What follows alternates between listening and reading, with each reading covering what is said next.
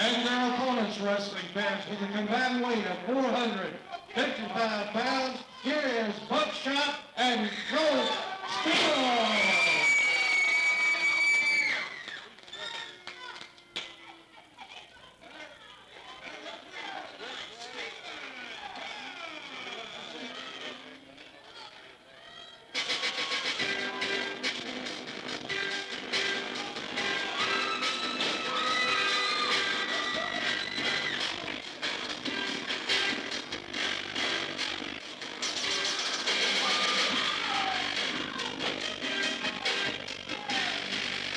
And in case if anybody don't know who this is that just come to the ring, ladies and gentlemen, Boomer Hayes.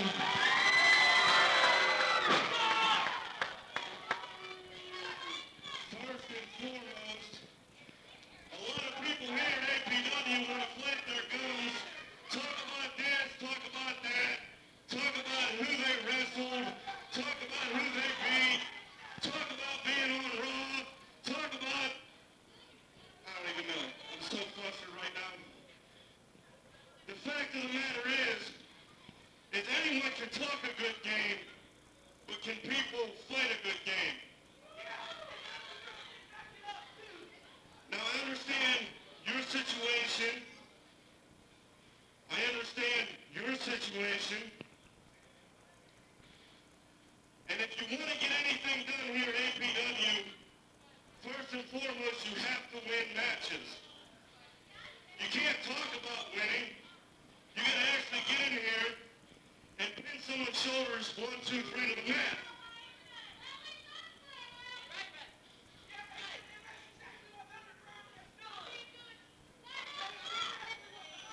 That brings me to last week. Didn't I come up with a new name for you guys? Didn't I say I had your name taken care of? Didn't I say I even picked your ring music for you? Does anybody remember me saying that last week? You know, I've been hitting the head a lot. And what was it? Laverne and Shirley. Mr. Music Man, go ahead and hit their new entrance music.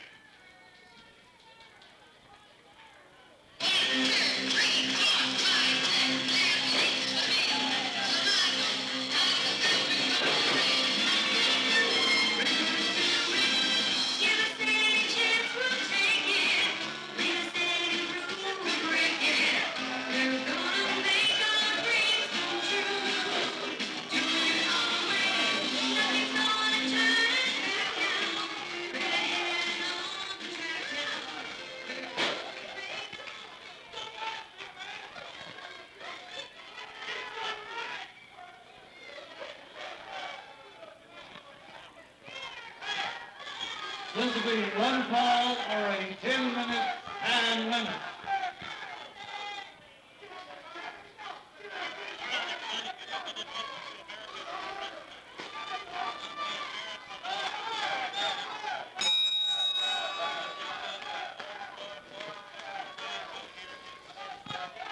South Carolina, once again, American.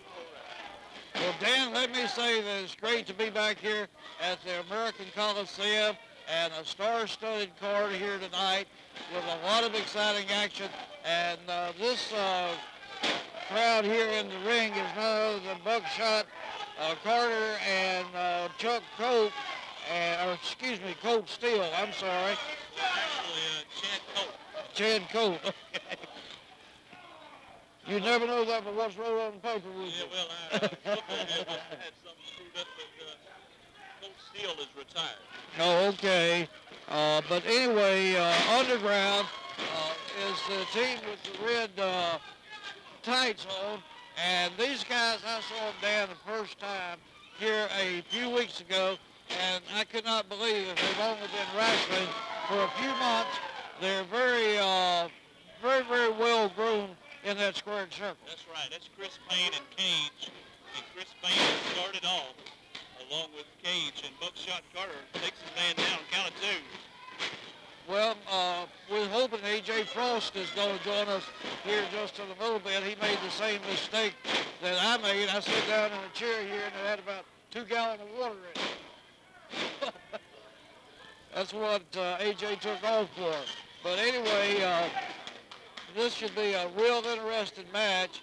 And this underground fella, he's working over old Buckshot there, picks him up and brings him over for a big body slap, goes over and makes the tag. And you notice they were trying to do an old Anderson brother routine by keeping the ring cut off and keeping their opponents over near their corner, Dan.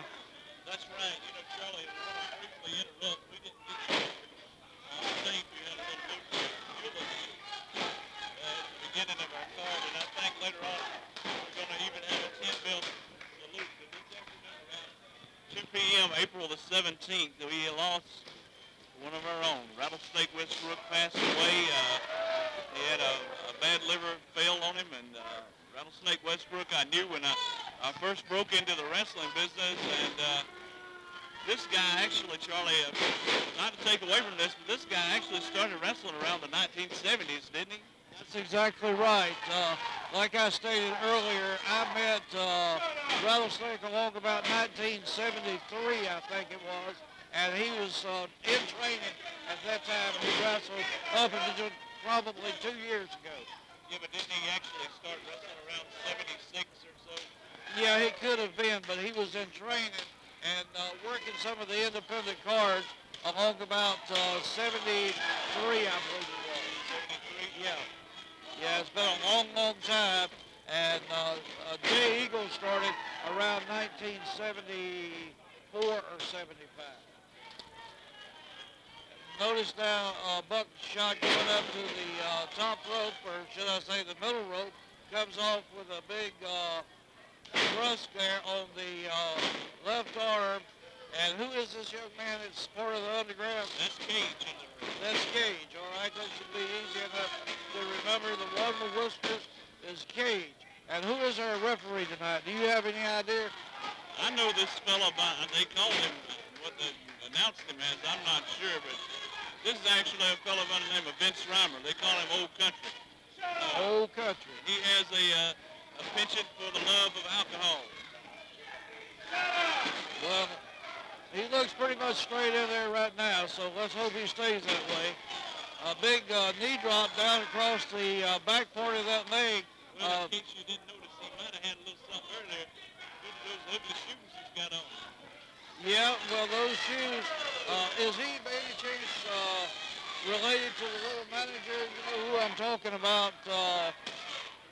Rip Rock, Dash Rip Rock. Well, they go to the same shoe store.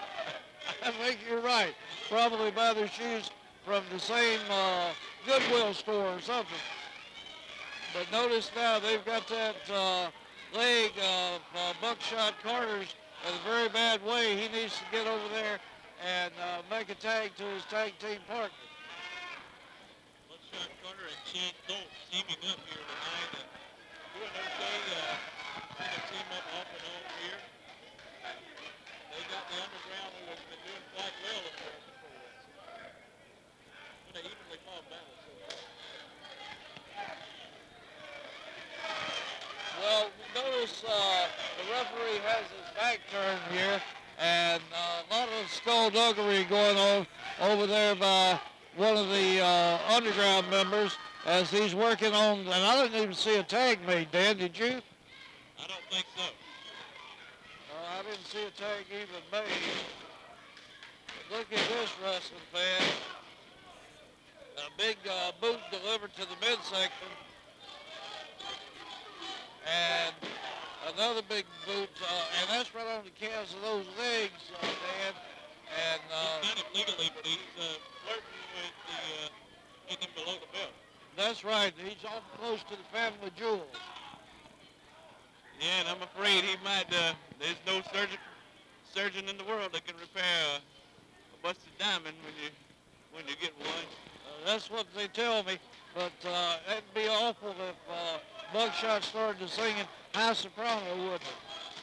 Yeah, I can't imagine him And him being one of the most popular rednecks in the whole wide world, I'd imagine he sound more like Patsy Cline than Hank Williams. That's right, or Scott Bruce. Talks like this. We'll just leave him a union. All right. The gather one, the gather two, and now Buckshot lifts his van up.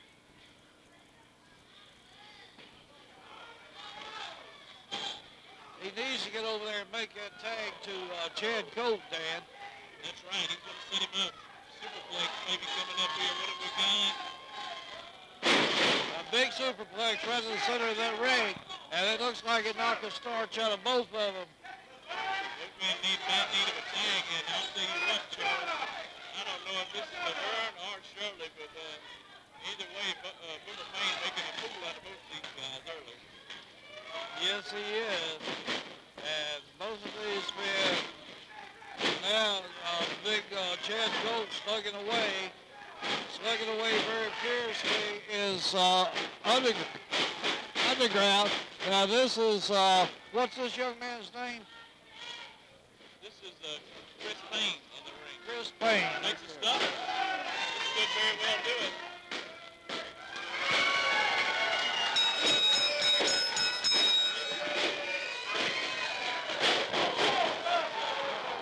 The winners.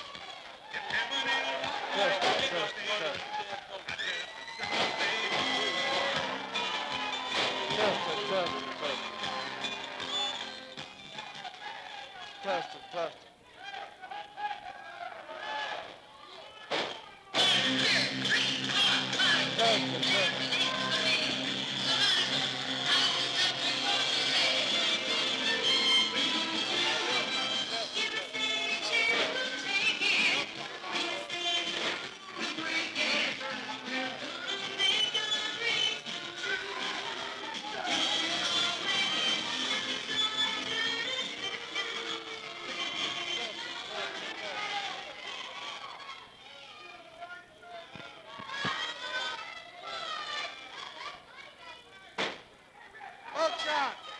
Buckshot.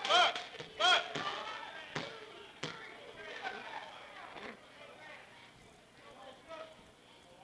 Right here on the corner of the ring. Buckshot. Right on the corner. Yeah.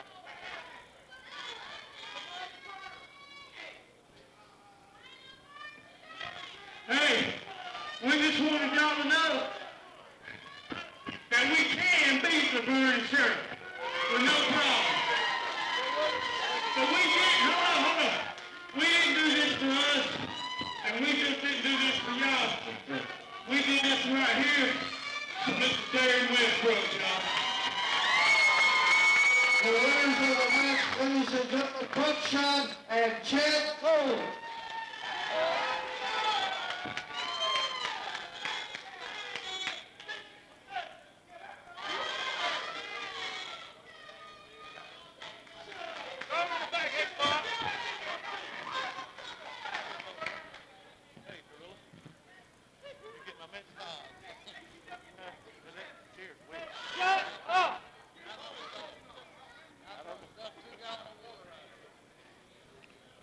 There's another one over there. Let's get that.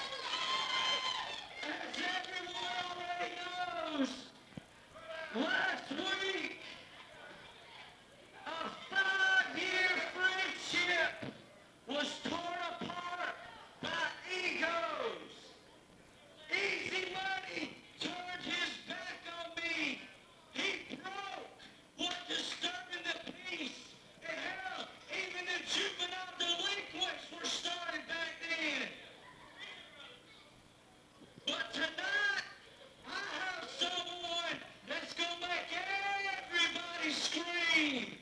This is Dylan Rage.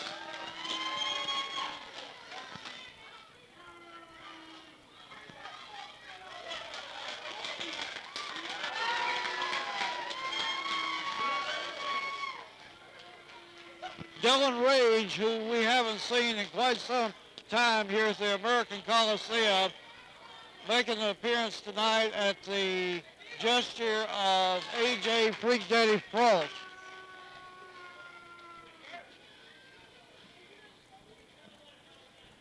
Let the good birds rain. I'll say one thing. I'm glad to be back here because this place will always be home no matter where I go.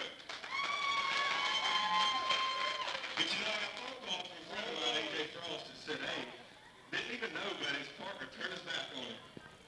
You know, I was more than happy. I had an off weekend to be here, to win a little sport against anybody that A.J. Frost to be paired up against to watch his back.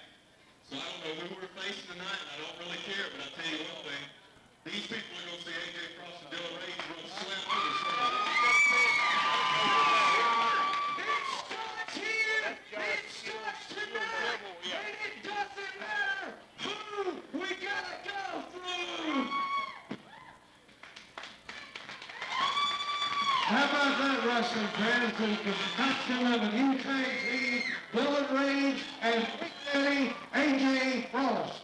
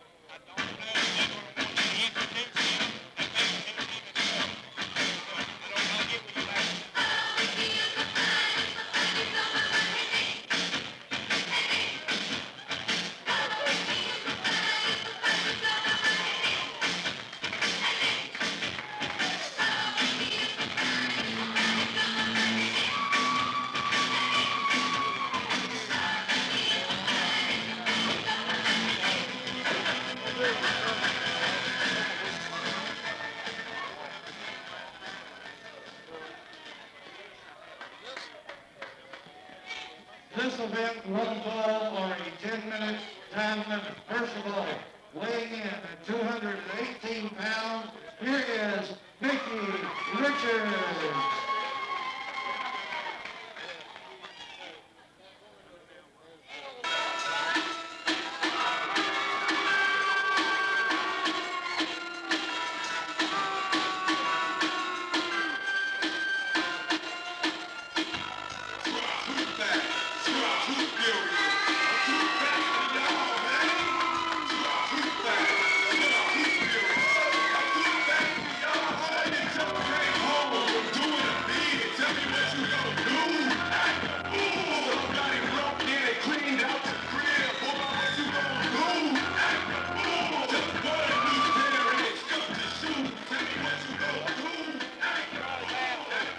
And his opponent, weighing in at 188 pounds, here is Nick Fury.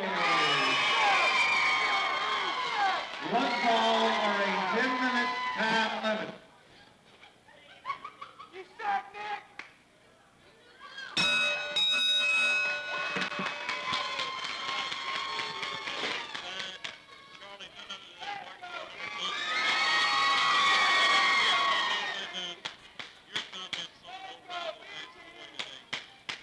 Well, I tell you what, it's a very sad day. That's why I came up here today to see if I could lend my support in any way to the family and just give my condolences. That's about all I can offer right now, but it's a tough thing. It's just probably about a month and a half ago, Dan, me and you sat here and watched a young man wrestle in this very ring, and didn't seem at the time like anything was wrong with him, and it just shows you never know, and when God's got his hand on you to take you away, that's exactly what he does. Well, you know, that was his last match active, and I can recall back in February of '89, one of my first independent shows, seeing you guys battle in a loser eats dog food match. Oh, I remember that one well. I'll tell you what, I've eaten a lot of nasty things in my life, but dog food has got to be one of the worst. Actually, Charlie cooked me a pot pie one night at his place, and I'll tell you, it rivaled that dog food, but it wasn't quite that bad. Well, one thing for sure, Hitman, it's good to have you here at American Pro Wrestling, and certainly Rattlesnake Westbrooks is going to be missed by all of us are in and around wrestling here in Spartanburg, South Carolina. Yeah, most definitely. He was definitely a character in and out of the ring, but deep inside he was a really good guy, and I can't really say anything else other than that we're definitely going to miss him around here as well as in the community. He's a good guy.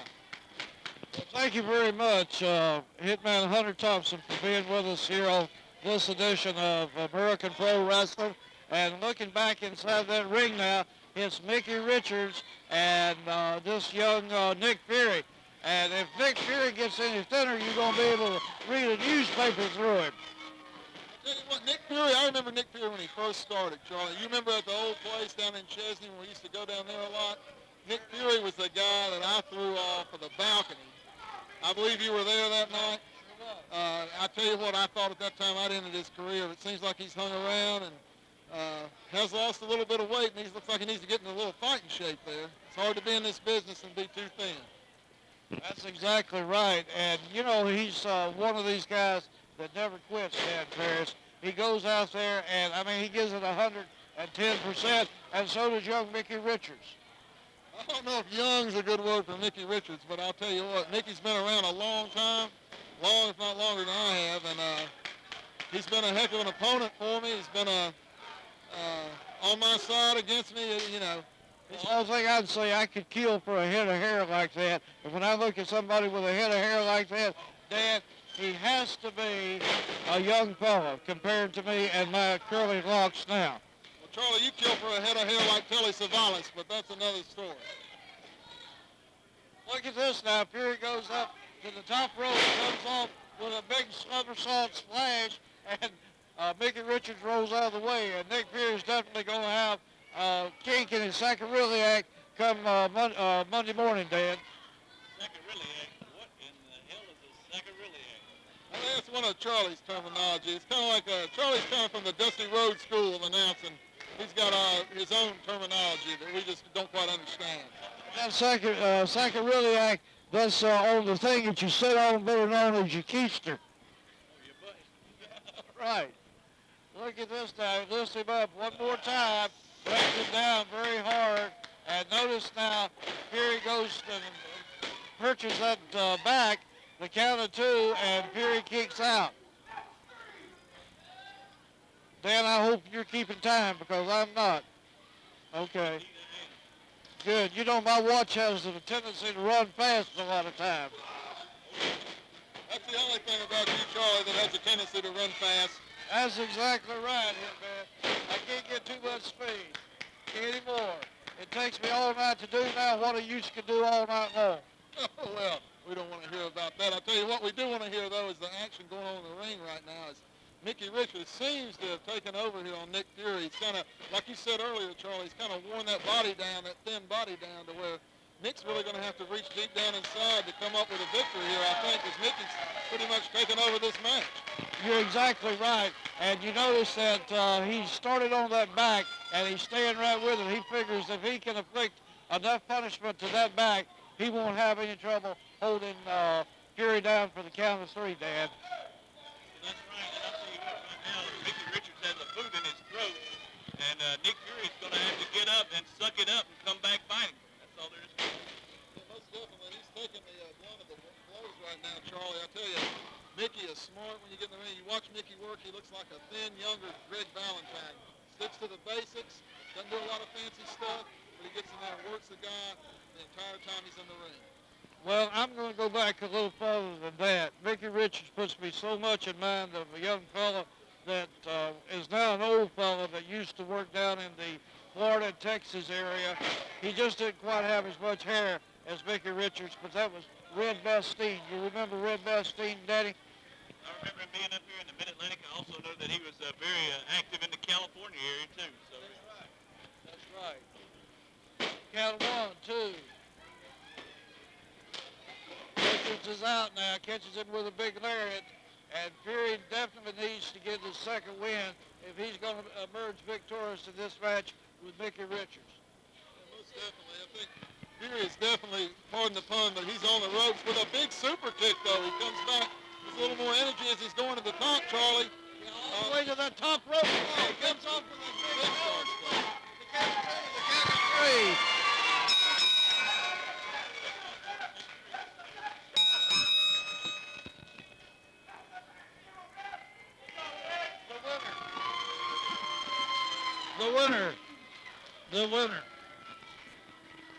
The winner of the match in the time of 7 minutes, Nick Fury. I love this equipment, fellas. I really do. $5.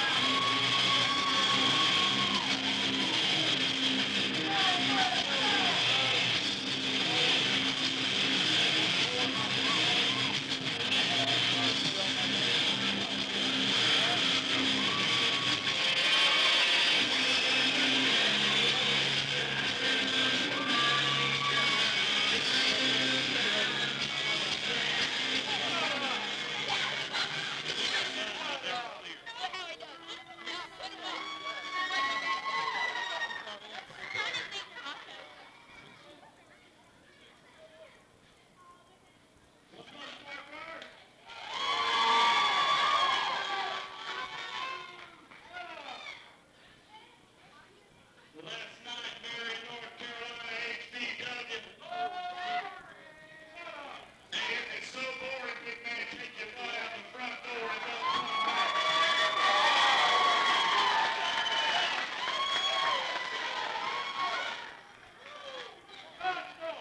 I won't listen to that again. I'll come over that wall and make you the next victim of hypersonic.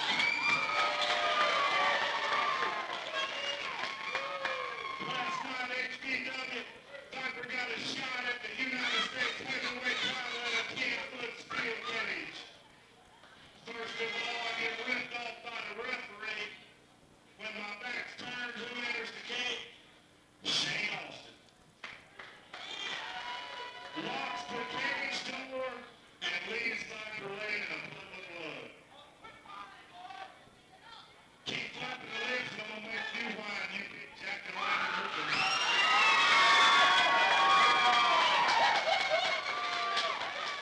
You know, everybody knows Viper owns XPW. Shane stepped in my house and left me laying in my own backyard. You know what, Big Daddy?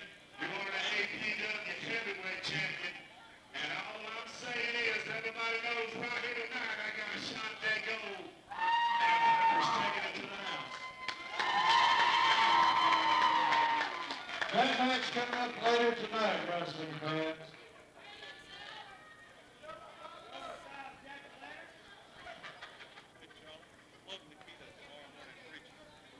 Well, we have just a second, and I'd like to make mention that there will be church services here tomorrow morning at 10:30, and then again tomorrow night at 6:30, and the evangelist Nikita Polo will be here for preaching services here at the American Coliseum now, tomorrow morning at 10:30 a.m., and then again tomorrow evening, evangelistic service at 6:30.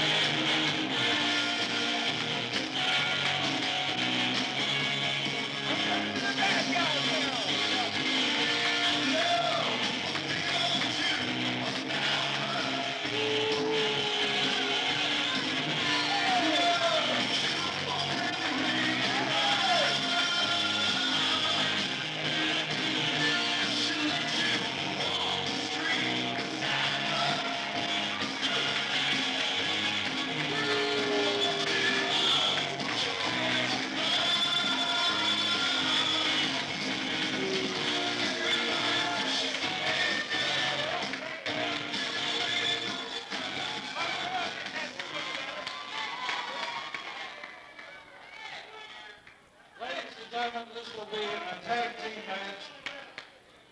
11 fellow or a 10-minute tag match. First of all, with a combined weight of 436 pounds, here is Connie and Oscar.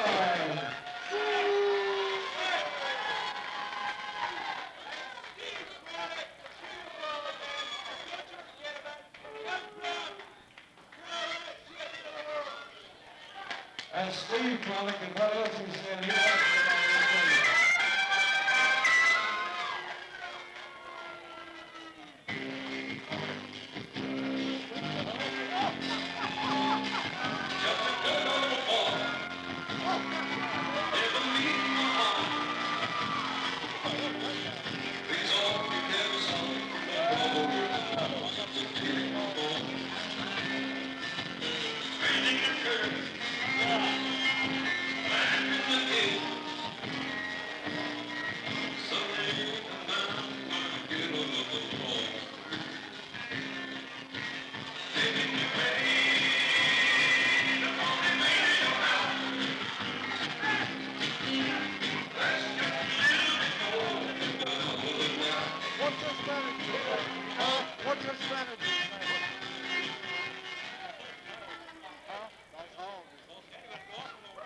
And their opponents, with a combined weight of 466 pounds, here is Leroy Dudley and David Duke. One ball, 10-minute time limit, and they're coming to the ring tonight with their continual manager, none other than Paul Stein.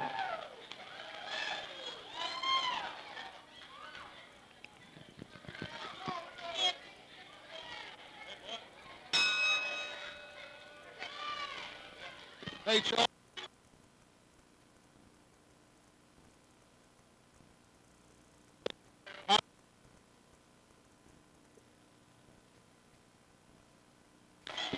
Well, that'd be about as easy as for me to do that as it would be for Jim Ross to shrink to his size. You know, Jim Ross, I think he was a Jim Ross wannabe. I'll tell you what, Charlie, Danny, you know, Charlie ought to know a lot about Southern living because he's lived in the South all his life. And back in the old days, Charlie, change of opinion over the years. I tell you, I knew Charlie when he was a younger man and well, not that much younger, but he was a younger guy. And I tell you, he really didn't think a lot of people. And one of the people he didn't think a lot of was David Duke, who, if everybody knows, ran for president after being a Grand Dragon of the Ku Klux Klan. Now, Charlie, can you tell us, is this the same David Duke that ran for president? I don't know. This guy adopted the name David Duke for the simple reason some lady out back told him that he was a wizard under the sheets. A wizard of what? He was a wizard under the sheets. Oh, a wizard under the sheets. Well, I'll tell you that, whatever that means. I think he's giving some sort of perverted reference or something. I think so. What do you think about these guys? I know a little bit about Steve Cronick, but Duke and Dudley, I don't have a lot of information about. Dan, what's up with these guys? People's Yes. He'd have a field day with Leroy Dudley. Look at this guy. What a clown. I'll tell you what.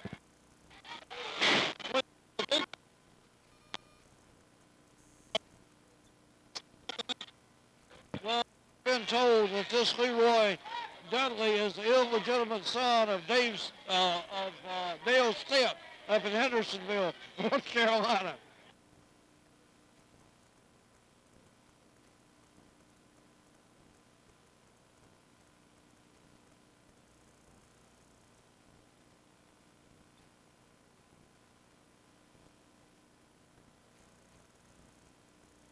Name this guy ought to be shot. Sounds like some kind of foot spray or something, doesn't it? I'll tell you what. There's a lot of meat in the ring right now with old Duke I don't think Osgard and Chronic have decided which one's going to start this match off here, but it looks like Osgard.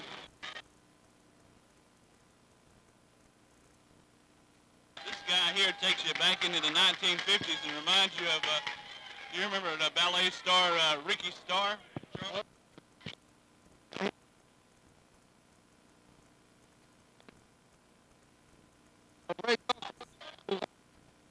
The Georgia Championship wrestling office.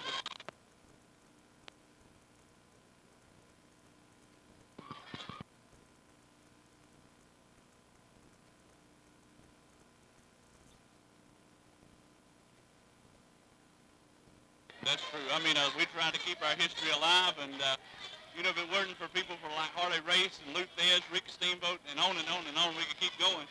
We wouldn't have wrestling today.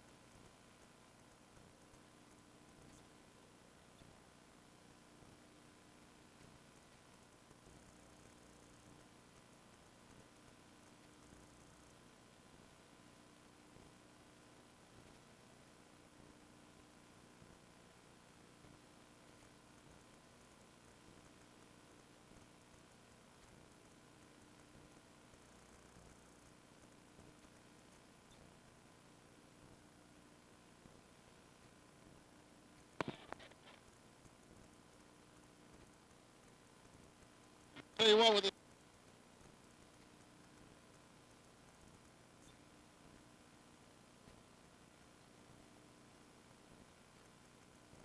I'll tell you.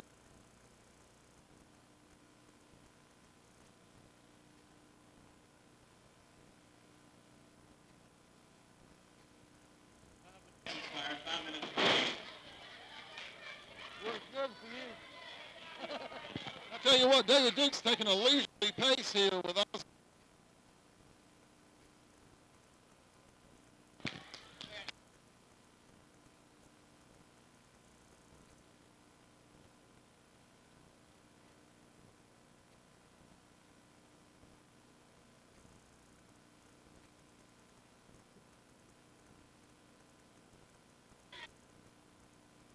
Gets hold of this action because I'm telling you, he's not doing his job in there right on this guy.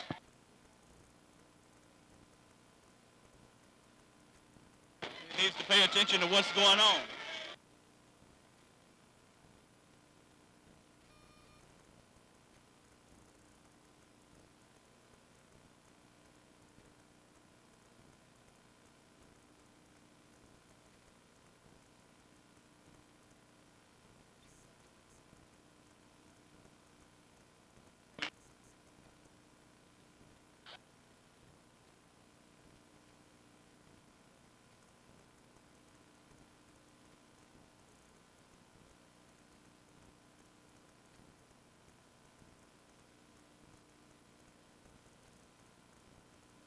Wicked, though.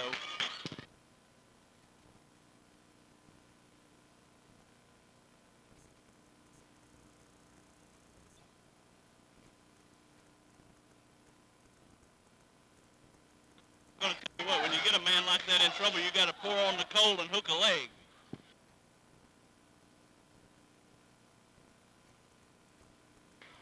That's right. All right, Osgard tagging in, and Dudley is in bad shape, and looks like he doesn't even have his wits about him. Almost.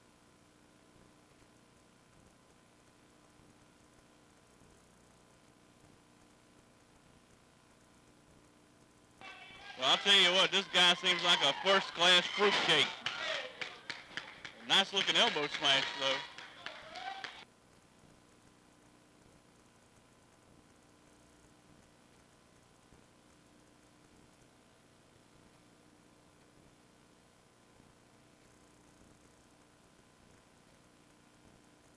True, and he really does need a tag to David Duke right now, and Duke on the apron is anxiously awaiting that tag.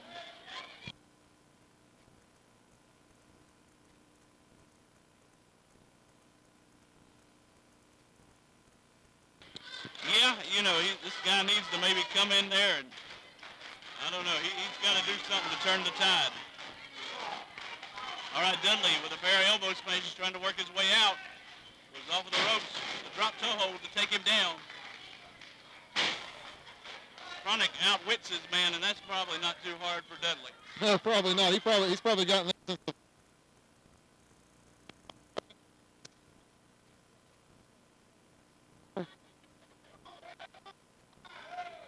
That's a lot of weight. Can he do it? Leroy Dudley reverses.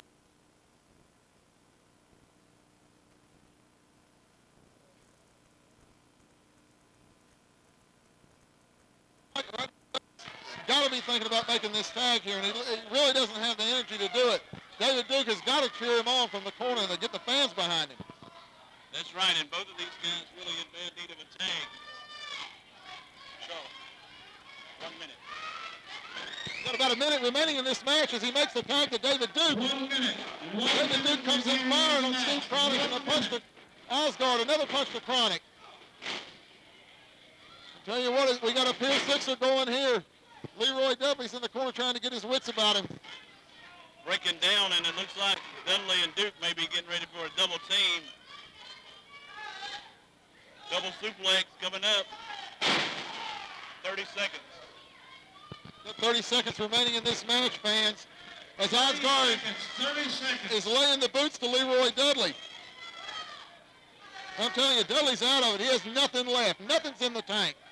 As he somehow makes the tag to David Duke, Charlie. I think he's blowed up, too. Yeah, he's definitely blowed up. And Steve Chronic puts a big knee in the head of David Duke. They only got about 15 seconds left in this match. 10. Charlie, 10. 10, 9, 8, 7, 6, 5. And a huge double pile driver there. 1. And the match has ended before we can get the final count from the referee, Danny. I'm telling you what, it's not a lot of good organization in there right now. They didn't really manage their time well.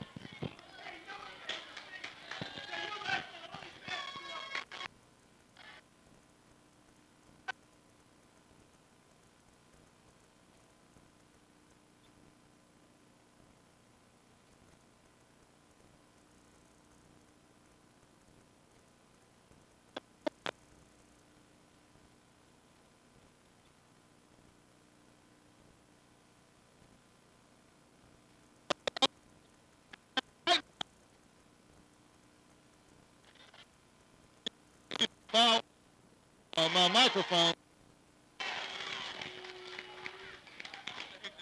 Ladies and gentlemen, the time limit expired. This match is a draw. When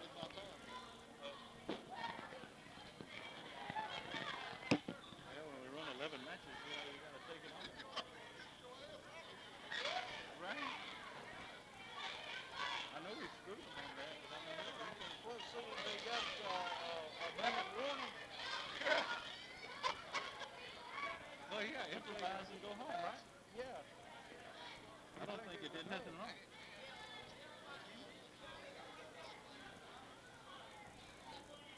We'll work with Brody.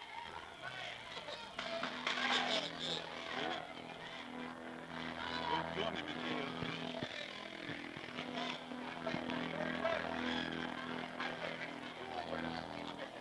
That's the only thing I paid attention to.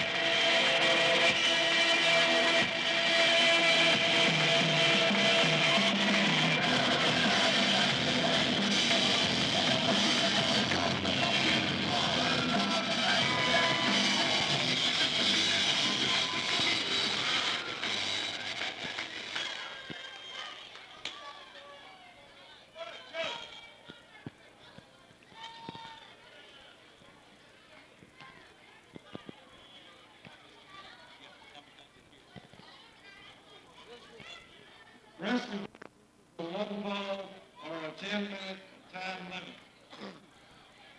You sure about that time limit, Charlie? Because 10 minutes, First of all, at 166 pounds, the Kamala Kid.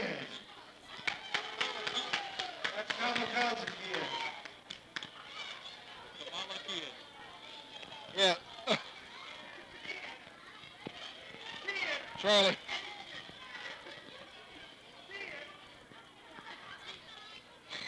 You must be a newborn.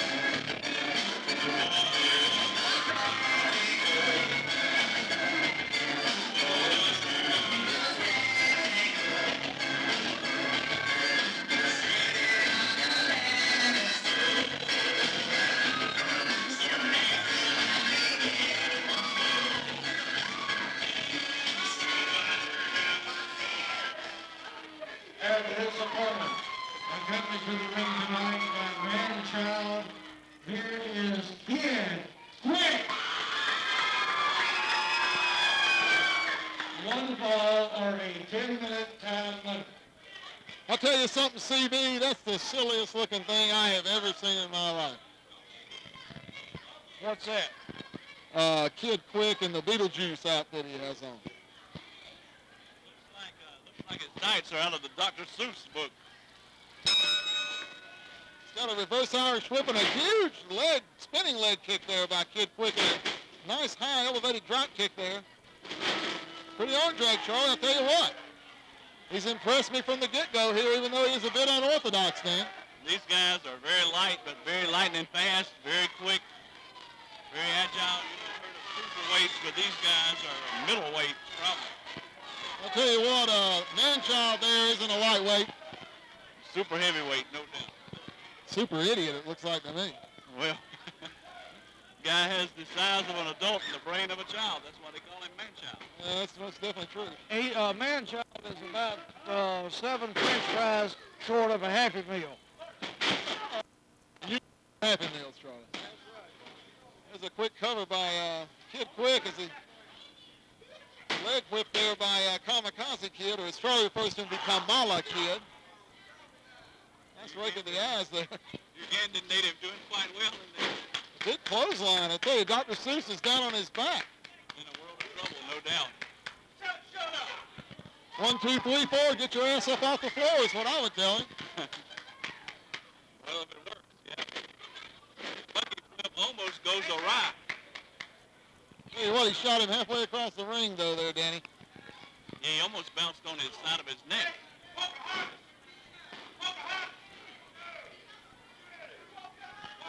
Hey, Manchild's drawing the attention of the fans here. I think it's taken away from the enjoyment of the match. One thing for sure, this Kid Quick just fell out of the ring on top of his head. But, you know, he's dressed and made up just exactly like Judy Grable. Judy Grable, before my time, more than likely. Charlie had a romantic affair with Judy Grable many years ago. We won't get into that. That was her sister, Judy. There's a huge knee lift there by Kamikaze Kid as he gets a reverse Irish whip and a drop toe hold by Kid Quick. A nice high elevated leg drop there, Charlie. Yeah, the Kid Quick is very agile in there, Hitman. And notice that Kamikaze Kid keeps kicking out at the count of 2. And this shows me that, you know, he's pushing this kid off just like he don't weigh 10 pounds, let alone 166. I don't know if he does weigh 10 pounds, Charlie. I'll tell you what. Boston Crab could very well do it right here. He does have that Boston Crab locked in, Charlie. That's right. He's got it knocked in. The referee down, check it. Kamikaze Kid going for those ropes. holding on to that top rope, hitman. Holding on, the referee's checking, he needs to look up. Tell you what, the referee definitely needs to get a better vantage point here. As he, Seesaw flip, the count of 2, and the referee calls for the break. He noticed something there. I think that was called a boot to the mouth, Charlie. Yeah, it probably was. Side headlock now by Kamikaze Kid. I see right now, Dan Parrish, we're going to have to come down here on Tuesday nights and show these fellas how to get a side headlock. Well, yeah, we definitely need a wrestling school teacher here sometime. I know that Mr. Thompson here used to have that position. Tell you what, I don't have the patience for these young guys anymore, Dan. If you don't know it from the start, I'm not messing with you. So, Got his foot in the ropes over there. As the referee's vantage point in this match leaves a lot to be desired, Charlie. Yes, he does. Yes, he does. And he's letting them know right quick that he's the official in there and not going to put up with any fooling. Suplex, belly to body suplex, drags him out, going up on those ropes, I assume, over the top with a big Hulk Hogan knee across the throat. I'll tell you what, he kicked out of that somehow. That was a huge leg drop. Tell you what, the fans are pointing me out here, Charlie. The ugly ones, at least. Tell you, the reverse Irish whip. Kamikaze Kid comes off and takes a boot to the stomach.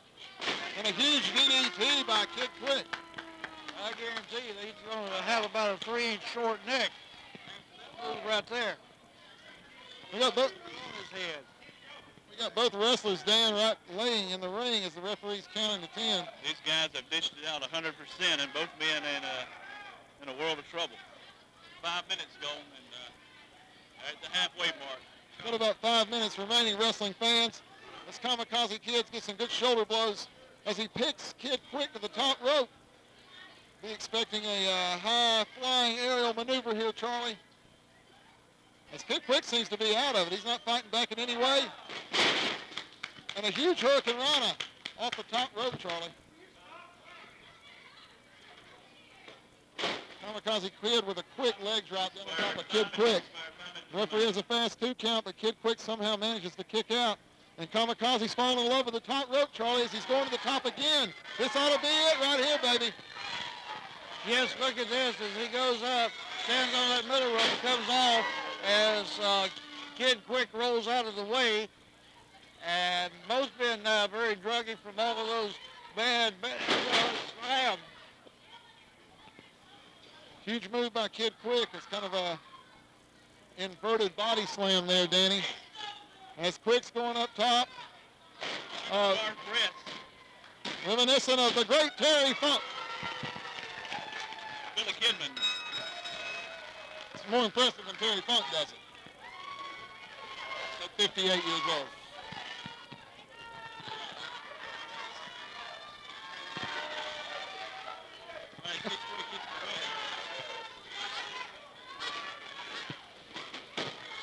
And the referee's given 5 more minutes as the Kamikaze Kid has rolled up Kid Quick. Something has happened, Danny.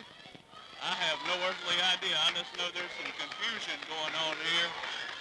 This was restart. Kamikaze Kid is the winner of the match. Kid Quick can't figure out what's going on here. Got a restart, and I don't know what happened, but Kamikaze Kid gets the win. The referee, who's the winner of the match, Red? Kamikaze Kid is the winner of the match.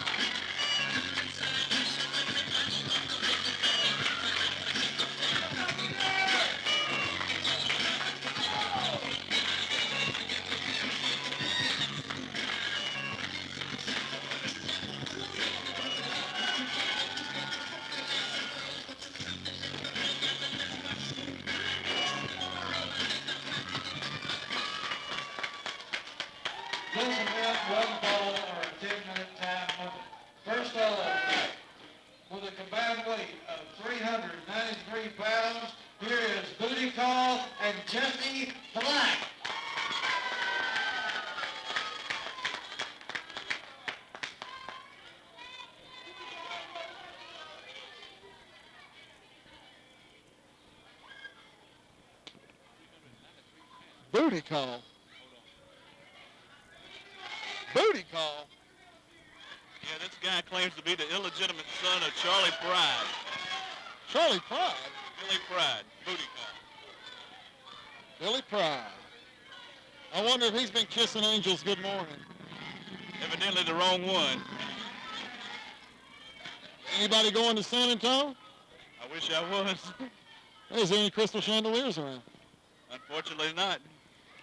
Well, how the hell can he say he's related to Charlie Pride? He ain't even black. Beats me. Hey, we're awaiting the opponents of Charlie Pride and Jesse Black.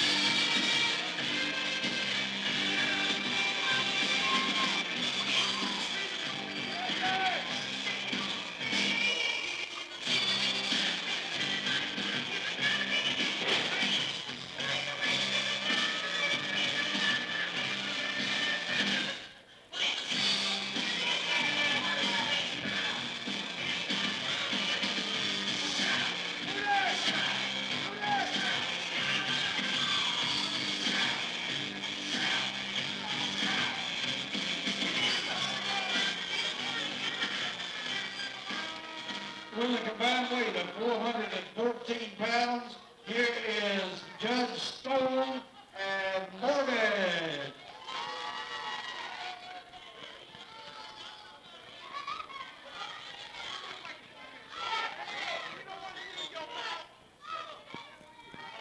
I don't know who this guy thinks he is, man. Look at him. He looks like a Chief Goldberg, man. He's a Chief Goldberg. That Goldberg to me. Well, I had Charlie Pod's son over here. I should have got a couple of verses of anybody going to San Antonio. One fall, 10-minute time limit. I think he meant Charlie Pride. Yeah. I think so. Who knows? I tell you what. There's nothing like being at American Pro Wrestling on a Saturday night. As the spiel by the Goldberg lookalike, I don't even know his name, Charlie. Ask Dan Ferris. Danny, who is this fella? That's Judge Stone in the ring, and he's let in on the opposition. Judge Stone and Morbid. Taking on Jesse Black and Billy Pride. Tell you what, Jesse Black and Billy Pride are questioning the fans now about the hair pulling incident. I don't know how he could pull a hair when he's skint like David Duke. Beyond me. Tell you what, as they go to collar and elbow lockup, Dan, Judge Stone seems to have the power edge here over Billy Pride with a big knee lift by Pride, though. An Irish whip off the ropes. Into somewhat of an elbow there by Pride. Looked like he got a little low there with it. He had to. His opponent's about a foot shorter than he is. That's true.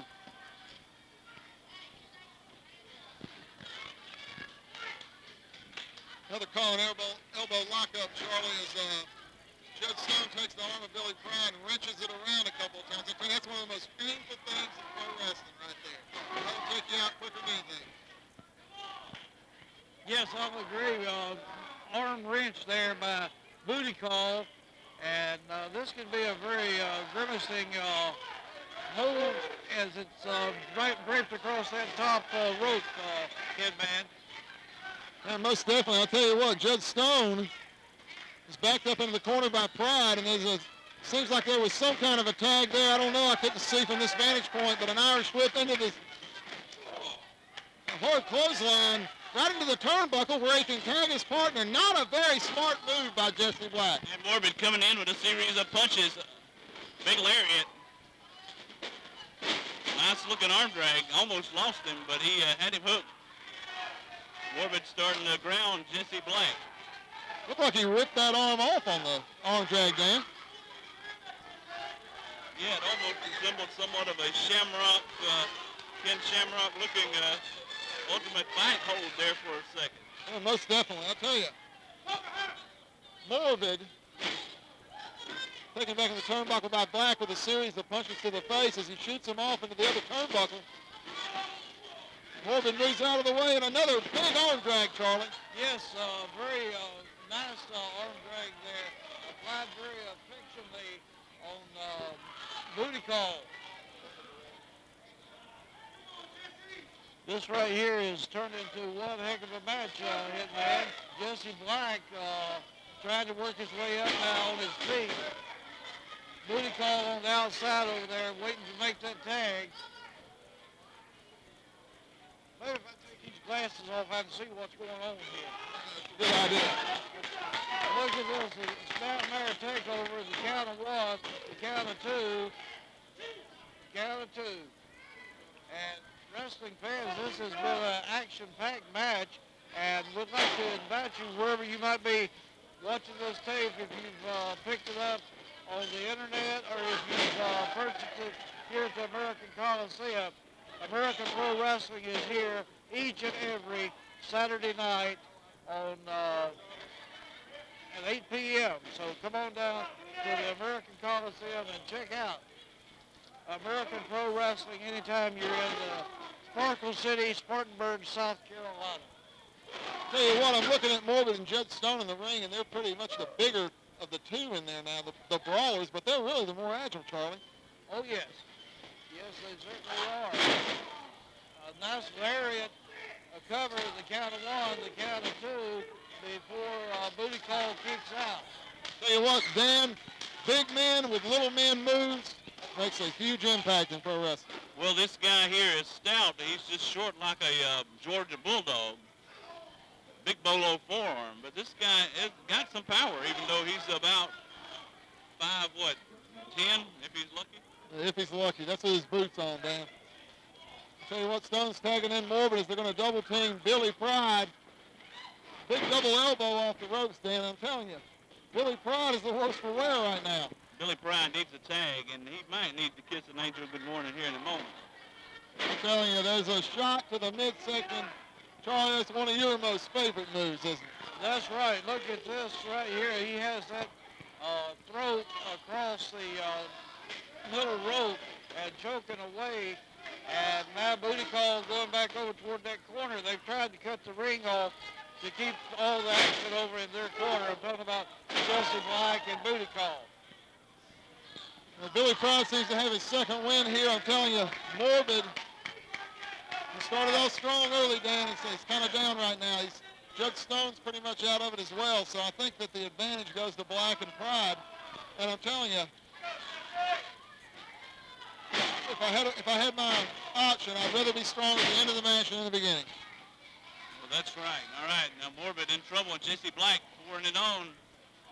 Takes him right in the back of the leg, laces his leg over, swings back with a kick.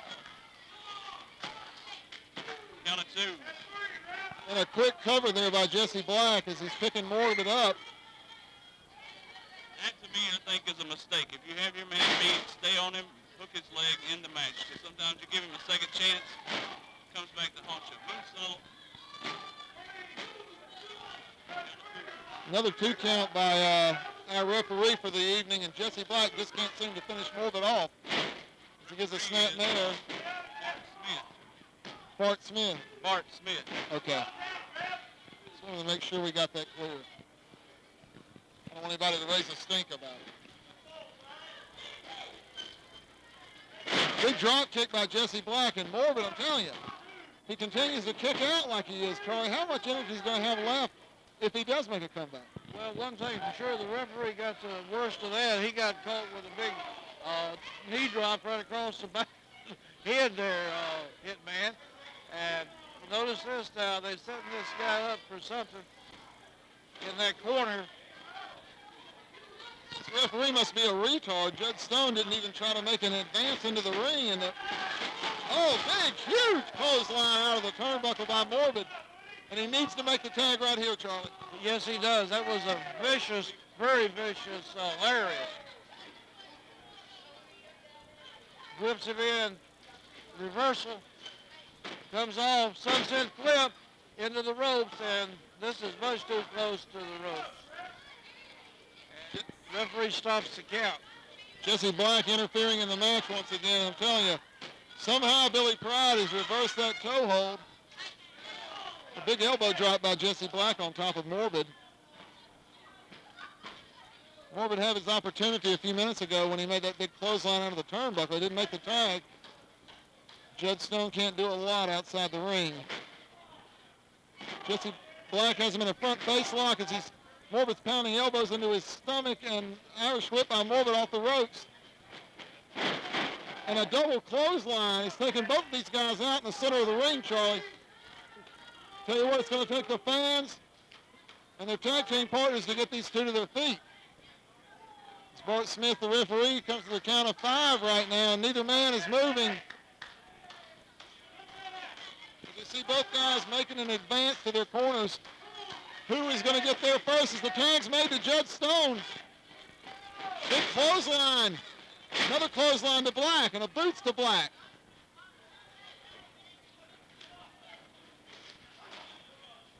Kick to the stomach, an Irish whip off the ropes by Stone. And memories of Arn Anderson as he gives him the stunner. The referee's watching the action outside the ring. He's missing the count inside.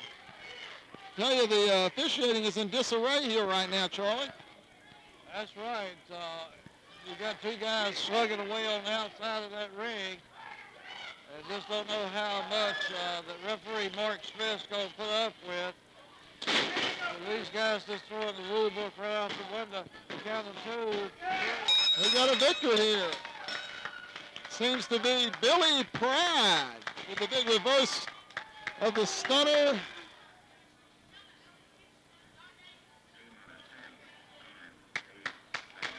And Charlie, I'm out of here, brother. It's been fun. Thank you so much, Hitman. And we got a dead house mic here. Don't know what we're going to do about this situation. Thank you. Hello, hello, hello.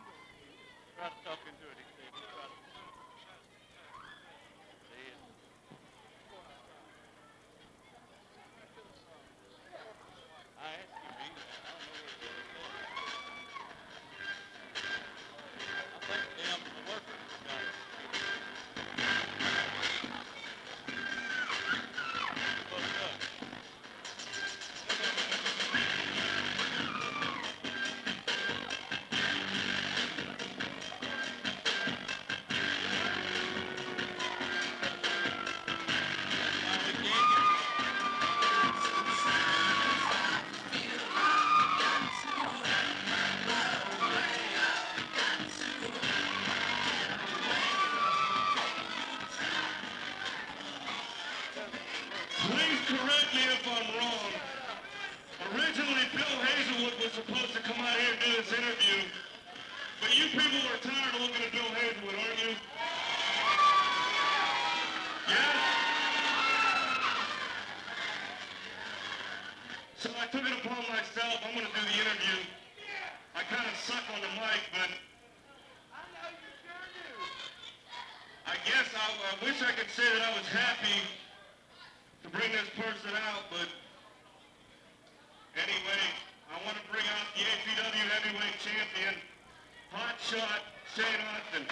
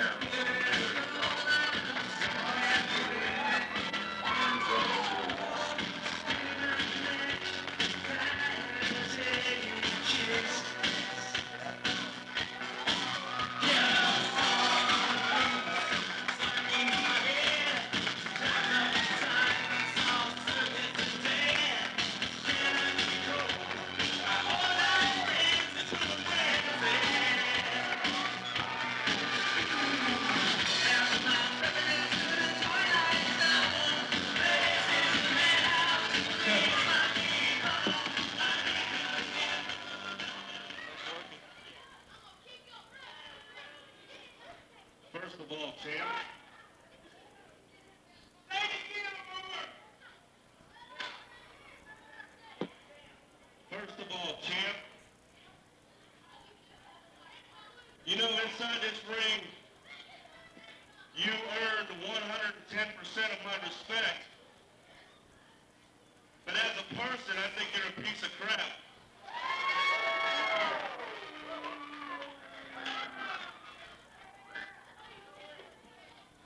Looks like you've been working out this week. You ready for your title match tonight?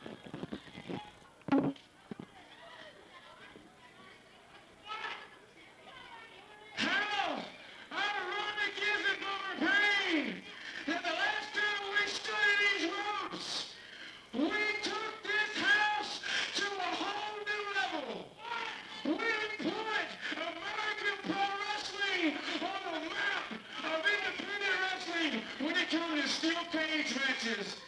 And the better man walked out of the ring the champion. Okay! Yeah! Boomer Payne is like this. You think you're the first person to ever call me a piece of crap? When I came over the bubble, my daddy looked at me and said, that's a piece of crap. I've heard it for 30 years. You ain't getting nothing nobody's given me before. The fact is this, Boomer Payne. I have wrestled 8 weeks straight for this title. Something you never did. Something nobody in this company has ever done before. Not just American Pro Wrestling. Down in Spartanburg, South Carolina. High velocity. I defend this title 8 weeks straight. And this time over, I found a loophole. I told you last week I was not defending this title. I'm taking the week off. I found a loophole.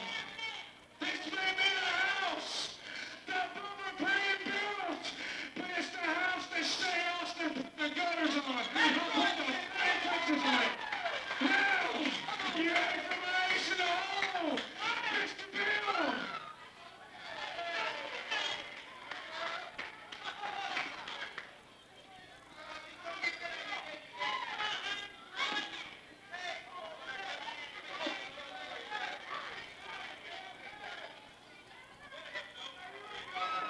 I'm gonna give you the honors. As my favorite saying goes, just when you think you know all the answers, I'm changing all the questions, Boomer. Co-commissioner. You and me. Not you, not me, you and me. When I heard our attorney here, he's not just my lawyer, he's American.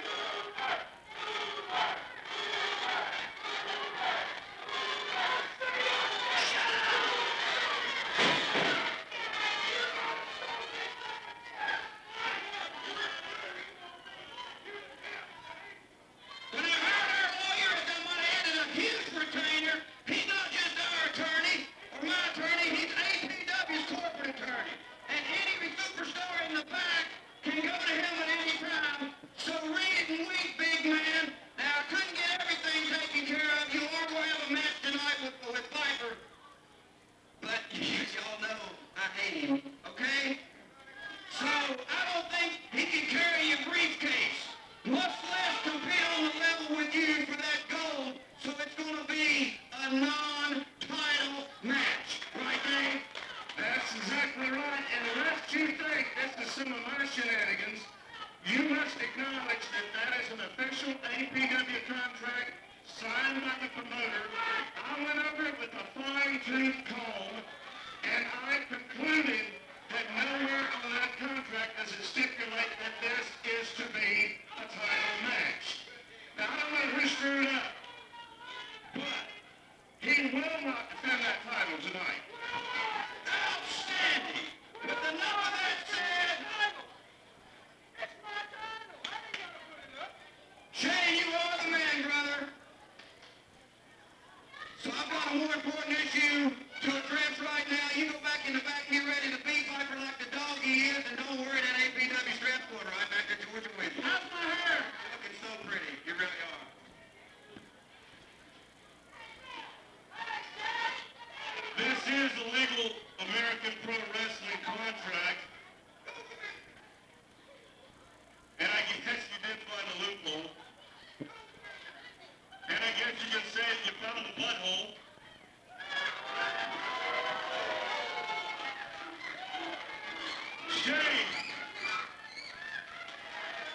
Mark my word. You will not defend that title tonight. But, as I stand here, if Piper beats you tonight, next week you are putting that title up against Piper. You hear me?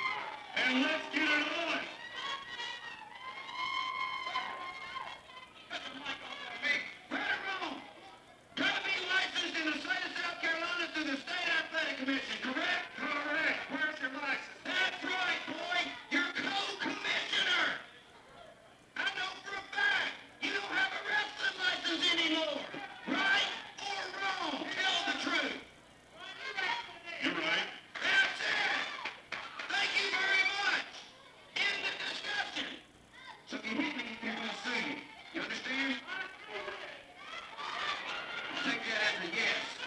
So it ain't gonna happen, people.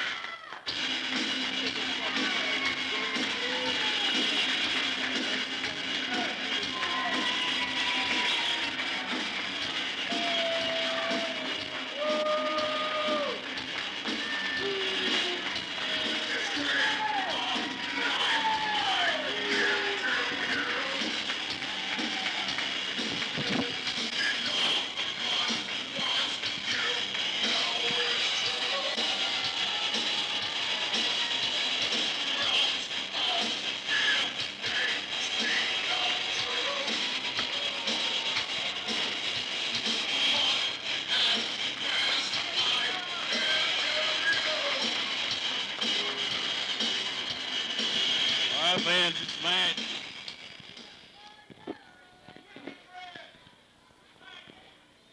getting ready to take place.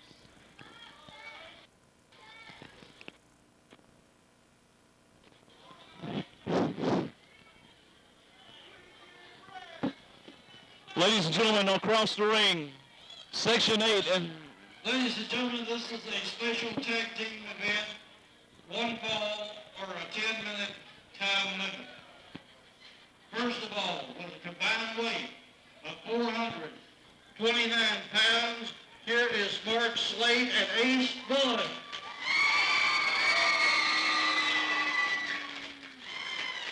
And at a combined weight of 562.8 pounds, here is Section 8 and Weekend. I'll tell you what, fans, we're having all kind of technical difficulties. One fall or a 20-minute or 10-minute time limit. We're having all kind of technical difficulties out here tonight, fans, and I apologize. Having some problems with some of our mics. We got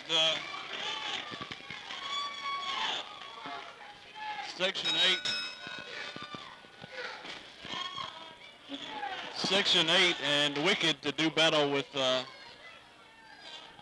Romeo, Mark Slane, and Ace Bullet, the current tag team champions.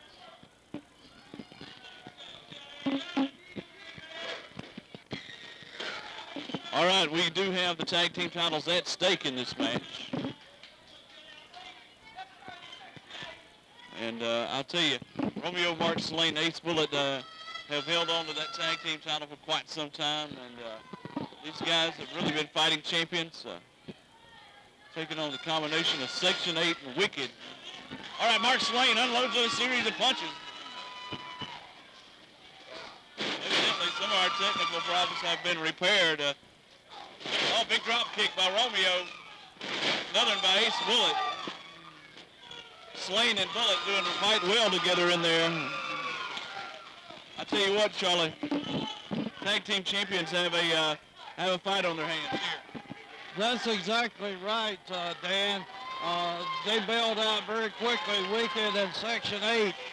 And referee Mark Smith's now telling them to get back in the ring and wrestle like men. We apologize for all technical difficulties going on tonight. This will definitely go down as a bloopers show here, but nonetheless, we got a card going on. It's a real good card. Section 8 trying to re-enter the ring, sunset flip, and tonight, you know, it's for the fans, it's for the people. The backbone of professional wrestling, no doubt about it, are the fans. But also tonight, we don't want to forget, we want to remember the late Rattlesnake Westbrook. No doubt. We miss him, no doubt about it. We don't want to dwell on it all night long, but this to me is a hard night to call matches, Charlie. Yes, it is, Dan. I've been just, speechless ever since I talked with Jerry Bragg earlier today, and the first question that he asked me, should the show go on? Should we call it off, or should we even have a show tonight? And I said, let me tell you something, Mr. Bragg. I think you should have the show because Rattlesnake wouldn't want it any other way. You know, I got a feeling, and I hope you're feeling it too, I got a feeling that somewhere up above us, Rattlesnake Westbrook is watching tonight's matches. And he's always going to be here. That's right, Dan. You know, this was a business that he loved. And like so many of us in life, Rattlesnake made some mistakes. But he loved the fans, and he loved the business. And that's the reason that I cared so much about Rattlesnake, is for the simple reason that I knew deep down inside that Rattlesnake loved this wrestling business.